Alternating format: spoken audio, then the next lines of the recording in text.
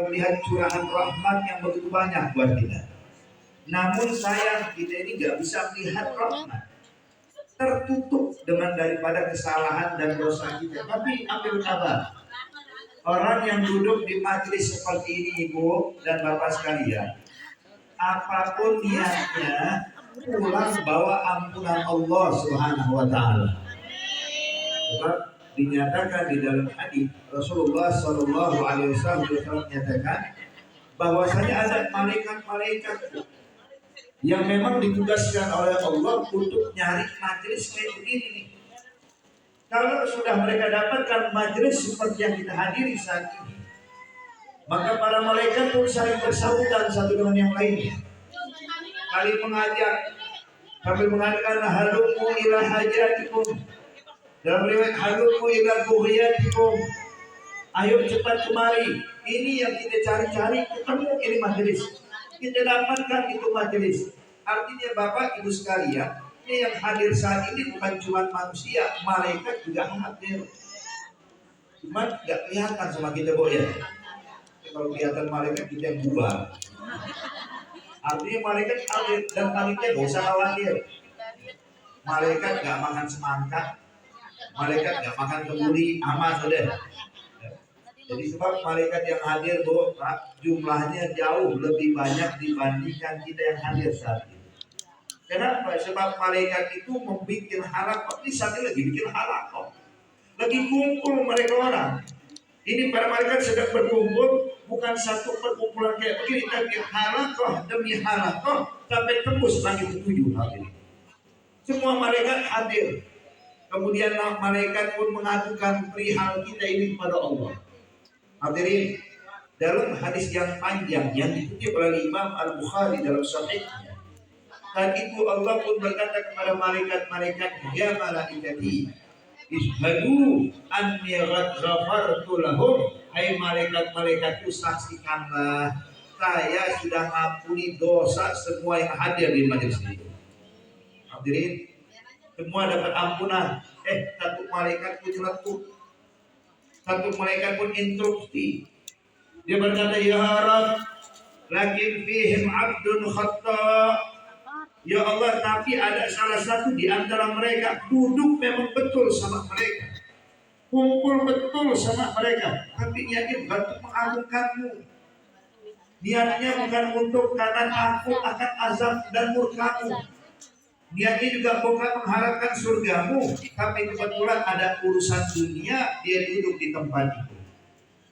Artinya ada di antara kita nih, ini kan saya yakin sih ini muka ahli surga semua, amin.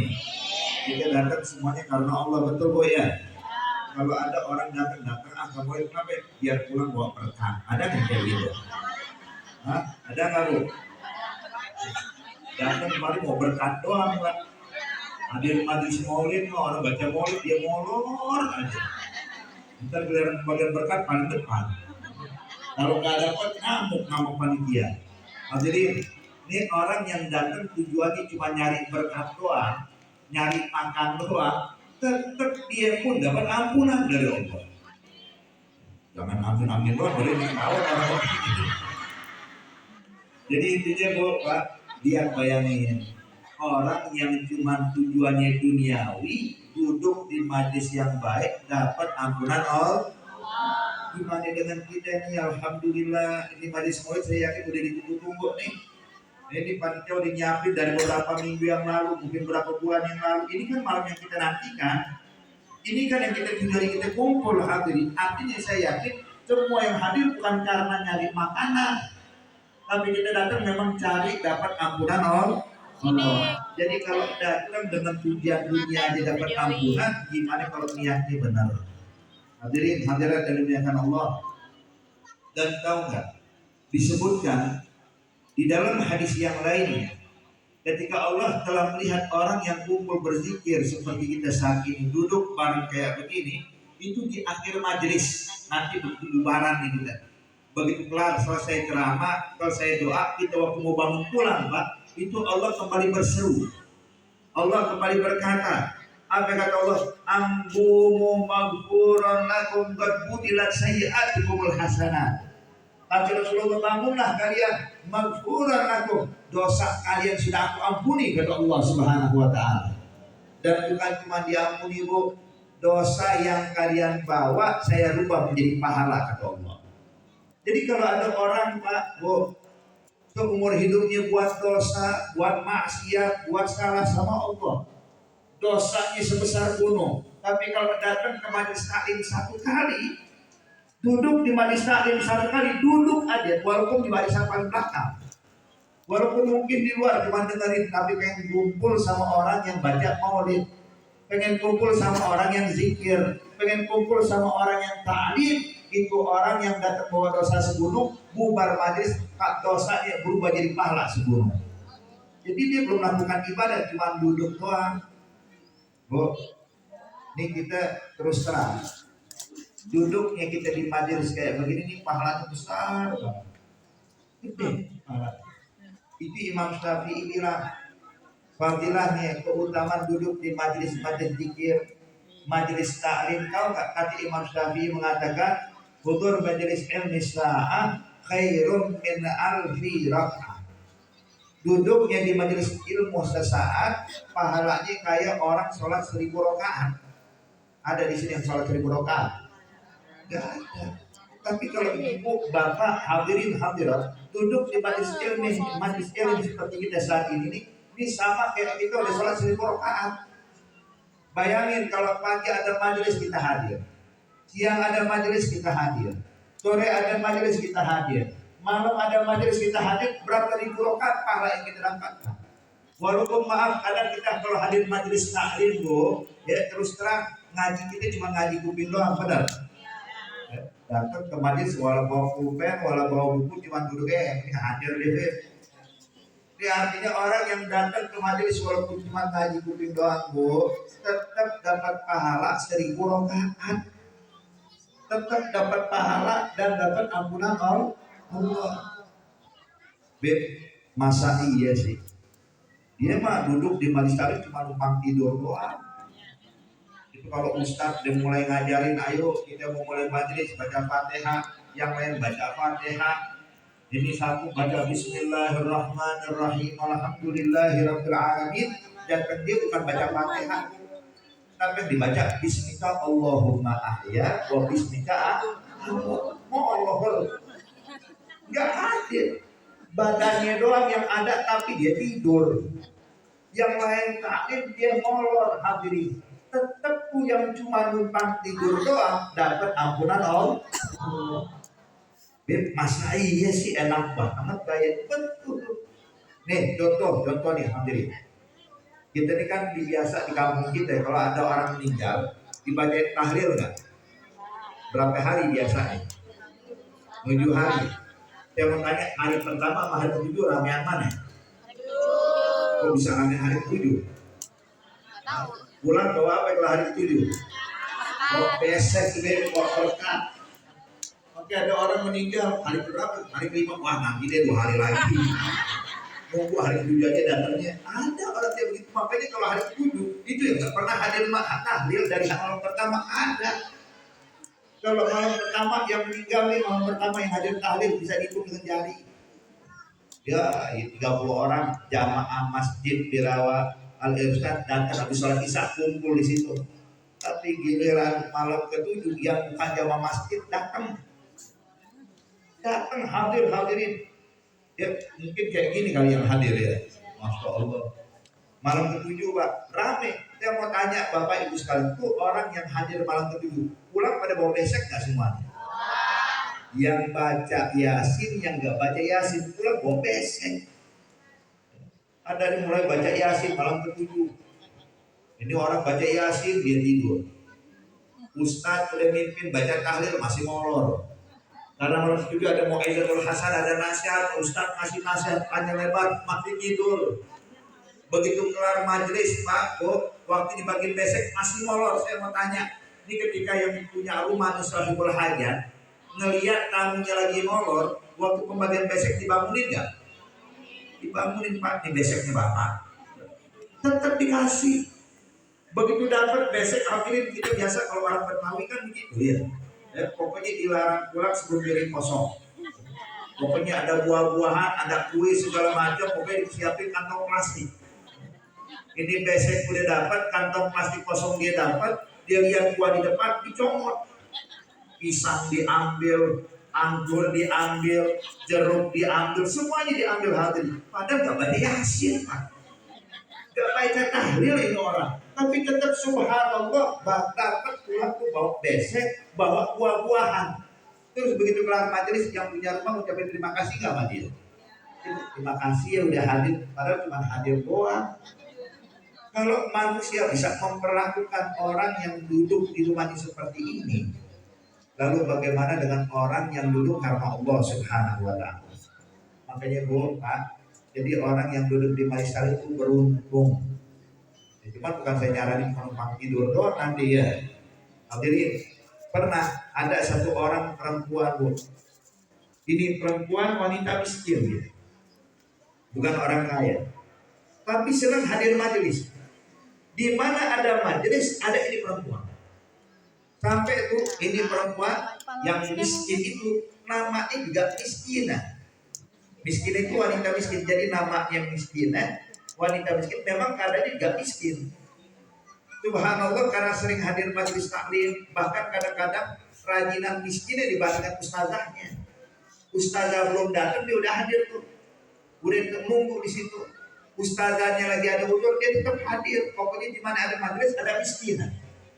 Subhanallah, hadirin, waktu meninggal ibu miskinah meninggal dalam keadaan senyum bahagia. Sampai terlihat tuh giginya, saking senengnya. Sampai yang mandiin jenazah pun heran. Bilang kepada miskinah yang udah meninggal nih, waktu mandi dia bilang, ya Allah, miskinah enak banget meninggalnya. Sambil senyum, apa sih yang kau amalkan? Kok bisa meninggal husnul khatimah? Kok bahagia banget waktu meninggal? Kan jarang-jarang. Biasa kalau orang meninggal kan kita mukanya seram semua ya. Tapi miskin meninggal dalam keadaan bahagia, senyum. Sampai akhirnya hadirin hadirat yang dimuliakan Allah, begitu malam hari ini yang tukang mandiin jenazah tidur mimpi melihat miskinah wanita yang tadi dimandiin tuh jalan dengan pakaian begitu indah bagaikan seorang ratu, wanginya begitu semerbak, berjalan melintasi yang tukang mandiin jenazah. Maka yang mandiin jenazah pun manggil, ya miskinah, ya miskinah, hei wanita miskin, hai wanita miskin. Maka si miskinnya pun berhenti Bu, nengok kepada yang tukang mandiin jenazah, bilang, mohon maaf, kenapa? Kemiskinan lawas. Dulu betul saya miskin, sekarang saya nggak miskin lagi. Ditanya loh, memang apa yang menyebabkan kau bisa mendapatkan ini semua? Dibilang ini semua berkat saya sering hadir majelis. Jadi kalau orang sering hadir majelis kayak begini keadaannya setelah meninggal dunia. Oke, jangan sungkan, ada majelis ada aja alasan. Kalau kondangan mah nggak pakai alasan, sakit mah dijabanin hadirin. Jalan-jalan, apa namanya tur sama warga, wah kemana ke Cibodas, wah langsung paling depan. Tapi giliran hadir majelis taklim, waduh ada aja alasan. Makanya kayak begini gimana kita bisa dapat keberkahan? Ibu, bapak kalian, dan ini cerita tentang miskin terjadi betul. Saya punya tetangga, ini jujur kejadian nyata hadirin. Tetangga saya ini, ibu-ibu di kampung itu tuh yang namanya majelis tempat kita tinggal saat ini. Itu majelis perempuan tuh kadang-kadang sehari bisa 3 tempat. Ada majelis pagi, ada majelis siang, ada majelis sore, kadang malam. Ini tetangga kita di subhanallah itu gak pernah gaib, selalu hadir. Bahkan kadang-kadang 1 jam sebelum mulai taklim udah ada dia ngomong. Kadang-kadang boleh duduk di situ. Kenapa? Mau hadir majelis sama ustazah, mau hadir majelis sama fulana, udah duduk tuh. Sejam sebelum majelis boleh duduk tuh. Dan ini subhanallah terbukti. Sampai akhirnya meninggal. Begitu meninggal, itu didapatkan Bu, Pak, ini si fulana ini yang meninggal, itu meninggal dalam keadaan senyum bahagia. Sampai orang yang hadir di teman-teman majelisnya dia, bahkan ustazah yang biasa mengajar kepada dia, itu ketika lihat jenazah ini semuanya langsung ingat cerita miskinah. Benar cerita miskinah. Kenapa? Ini wanita sering hadir majlis, dia meninggal itu dalam keadaan sendiri. Ini terbukti. Tapi ibu-ibu, bapak jangan sungkan. Tapi saya yakin sih kalau ibu mah di mana ada majlis hadir semua bu ya. Makanya bajunya seragam semua, kerudung seragamnya repot bapak-bapak ini. Hadirin hadirat yang dimuliakan Allah Subhanahu wa taala. Intinya, ini malam ini kita lagi bahagia banget. Kenapa? Yang kita sebut Nabi Muhammad. Terus terang, ibu, bapak, Nabi Muhammad ini adalah orang yang bakal nolong kita di akhirat. Bukan cuma di akhirat, bahkan dalam urusan dunia kita, bu, yang nyelamatin kita Nabi Muhammad. Jadi jangan dianggap Nabi sudah wafat kelar begitu, enggak.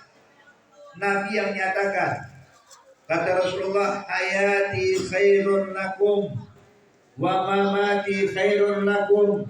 Hidupku baik buat kalian, matiku pun juga baik buat kalian. Para sahabat bertanya, ya Rasulullah, hidupmu baik buat kita? Betul. Kita kalau lagi punya problem, kita bisa ngadu kepada engkau, minta solusi darimu. Kalau kita takut akan sesuatu, kami berlindung di belakangmu. Tapi ya Rasulullah, bagaimana matimu bisa baik buat kami?